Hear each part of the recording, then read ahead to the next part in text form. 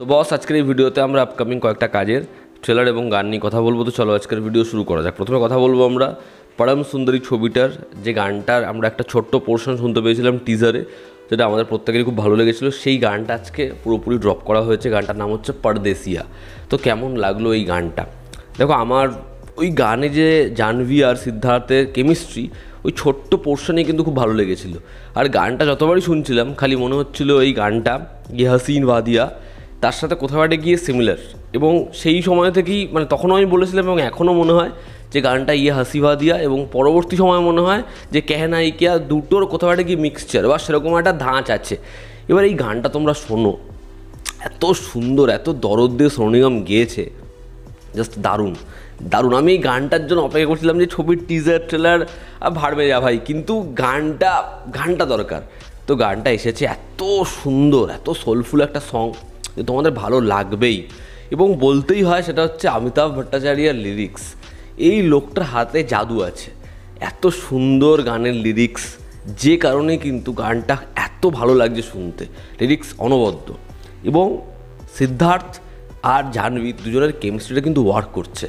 ওই যে প্রথমে যেখানে জাহ্নবী বলছে যে তুমি এটা ভেবো না, তুমি এরকম কিউটভাবে হাসলে আমি মেনে যাবো, তারপরে যেরকমভাবে দুজনের আমরা বন্ডিংটা দেখি, বিভিন্ন জায়গায় তারা ঘুরছে, কেনাকাটি করছে, একে অপরকে কীরকমভাবে সামলাচ্ছে, ব্যাপারটা ছিমছাম মিষ্টি, এবং দুজনকে একসাথে মানিয়েছে খুব ভালো। জাহ্নবীকে দেখতে ভীষণ সুন্দর লাগছে, আর সিদ্ধার্থকে তো অবশ্যই হেভি দেখতে। নাহলে আমার কিন্তু জাহ্নবীকে বা আবার মানে কেন জানি না এদের খুব একটা বেশি ভালো লাগে না, বাট জাহ্নবীকে এখানে সত্যি ভালো লাগছে। এবার ম্যাডকের ছবি, ফলে এই ছবিটা লোকে দেখবে, এটা আমার বিশ্বাস। আর এই বছরটা আমি বললামই প্রচুর রোম্যান্টিক ছবি আসছে এই বছরে। ওয়ার টু কুলির 2 সপ্তাহ পর এই ছবিটা সিনেমা হলে আসছে। যেহেতু এই ছবিটা রোমকম, এবং বহুদিন আমাদের এখানে ভালো রোমকমও আসেনি, ফলে এই ছবিটার ওয়ার্ক করে যাওয়ার চান্স আছে।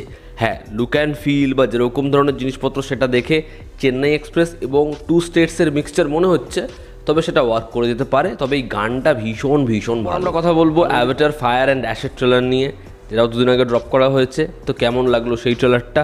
এই ট্রেলারটা এক কথায় জাস্ট অনবদ্য। এবং এবার ক্রিসমাসে বাদবাকি ছবিগুলোর যে কত চাপ হতে চলেছে, এই ছবিটা গল্প কন্টিনিউ করছে জেক্সেলি এবং নেত্রী তাদের সন্তান মারা যাওয়ার পরে তারা কীরকমভাবে পরবর্তী পরিস্থিতির সাথে ডিল করবে, এবং এখানে একটা নতুন ট্রাইব দেখানো, তাদের সাথে এদের ক্ল্যাশ, এবং এই পুরো বিষয়টায় ফায়দা লুটছে মানুষেরা।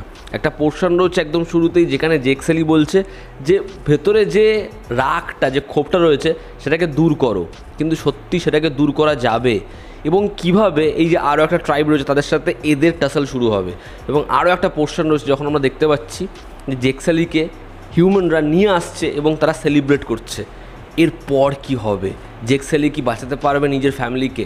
সে কি রক্ষা করতে পারবে প্যান্ডোরাকে? আমরা আগেরবার যেরকম একটা ক্রিয়েচার দেখেছিলাম, এবারও ঠিক আরও একটা ক্রিয়েচার রয়েছে যেটা উঠতে পারে, এবং ওই ক্রিয়েচারটাকে যেরকমভাবে দেখিয়েছে জাস্ট ব্যাপক।